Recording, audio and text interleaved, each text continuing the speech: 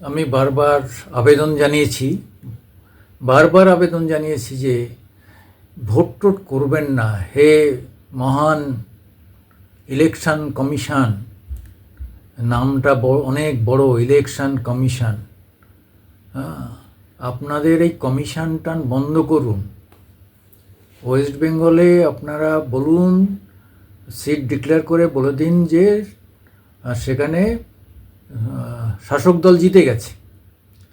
কেন লোককে এত ঘরবাড়ি জ্বালিয়ে দিচ্ছে, মানুষকে মারছে বিভিন্ন জায়গায়? তবে হ্যাঁ, তৃণমূলের লোকেরাও মারছে কারা? তৃণমূলের মধ্যে দ্বন্দ্ব। আমি নেতা হব, ও বলে আমি নেতা হব। তুই নেতা আসছিস বলে এত ভোট কম হয়েছে ওখানে, তুই নেতা আসছিস বলে এখানে এত ভোট কম হয়েছে। এই করে করে এদের দ্বন্দ্ব, সেই দুলালগড় থেকে আরম্ভ করে এই শুনছি সেই গাড়াপোতা ওইদিকে বাগদা টাগদা, ওখানেও গোলমাল। সারা জেলায় আপনি খুঁজে দেখবেন, সব জেলায় প্রত্যেকটা ব্লকে গোলমাল। আমরা সাংবাদিক, আমরা পাচ্ছি যে প্রত্যেকটা জেলায় 2 থেকে 3টে করে গ্রুপ, প্রত্যেকটা ব্লকে 2 থেকে 3টে গ্রুপ, প্রত্যেকটা গ্রাম পঞ্চায়েতে শাসক দলের 2 থেকে 3টে গ্রুপ। তারাই মারপিট করছে। আর কোনো কিছু যখন পাচ্ছে না তখন বিজেপির লোকেদের উপর ঝাঁপাচ্ছে। কাকদ্বীপে বিজেপির উপর ঝাঁপিয়েছে। আরে ঝাঁপালের সুবিধা তো, এই ঝাঁপালে কিছু তো কুড়িয়ে কানিয়ে যার বাড়ি ঢুকবে তার চালটা, গমটা, তার তেলটা, সেগুলো তো হাতিয়ে নিতে পারবে। সব বাড়ির ছেলে মেয়েদের নিয়ে এসে লুটপাট করে নিয়ে যাচ্ছে। আরে কিছু তো লাভ হচ্ছে।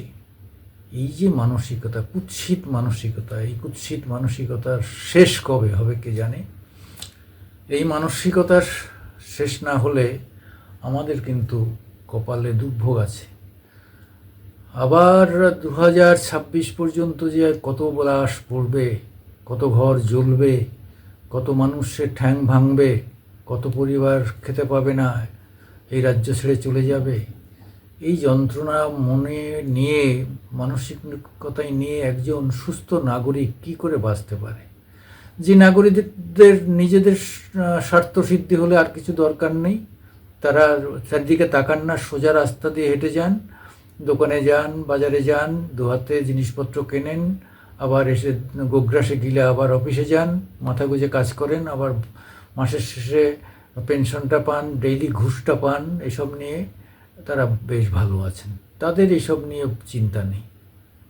যারা কিছু পরিশ্রম করে কাজকর্ম করে খেতে পারছে, তারা ভাবে যে কী দরকার আমাদের পেটটা চলে যাচ্ছে। কিন্তু বহু মানুষের যে পেট, যান মাল কোনো কিছুই ঠিকঠাক চলছে না, তাদেরকে দেখবে, তাদের নিয়েই তো সমস্যা। সেই সমস্যার কথা তো বললেই একদম গলা কেটে দেওয়া হবে। যে বলতে যাবে তার দিকে তাকানো হবে, মনে হচ্ছে এর থেকে অপদার্থ লোক পৃথিবীতে আর জন্মায়নি।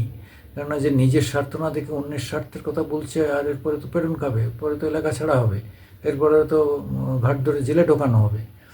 তা অবস্থাটা সেরকম জায়গায় হয়ে গেছে। এই কোন দেশে আছি এটা?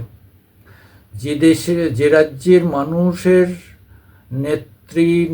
নেতার নেত্রীগণ সব থেকে বেশি লোকতন্ত্র গণতন্ত্রের কথা বলে, সেই দেশে লোকতন্ত্র গণতন্ত্রের লেশমাত্র নেই। এই বিগত 5 দশকে 50 বছরে এই রাজ্যে কোনো গণতন্ত্র, কোনো লোকতন্ত্র নেই। আমরা ফ্যাসিস্টের আন্ডারে আছি, না আমরা মানে কী আর বলবো, ডিকটেটরের আন্ডারে আছি, না আমরা কিসের আন্ডারে আছি আমরা জানি না। বেঁচে থাকাটাই এখন একটা সমস্যা হয়ে দাঁড়িয়েছে।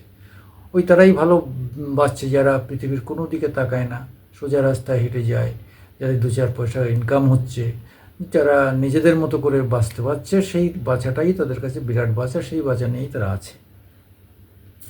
কেন এত হিংসা?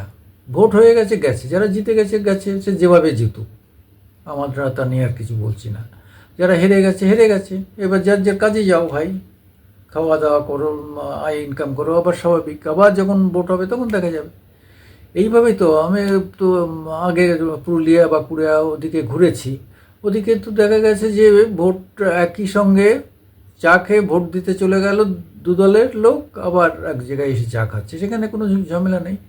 আর এখানে তো তৃণমূলের দোকান আলাদা, বিজেপির দোকান আলাদা, সিপিএমের দোকান আলাদা, আরএসপির দোকান আলাদা, এ তো মানে আইএসএফের দোকান আলাদা, সব দোকান আলাদা।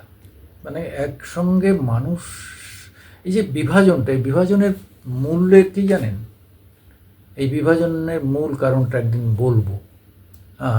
আমি সুকুমার দেবনাথ, মামাটি মানুষ ইউটিউব নিয়ে আপনাদের সামনে এসেছি।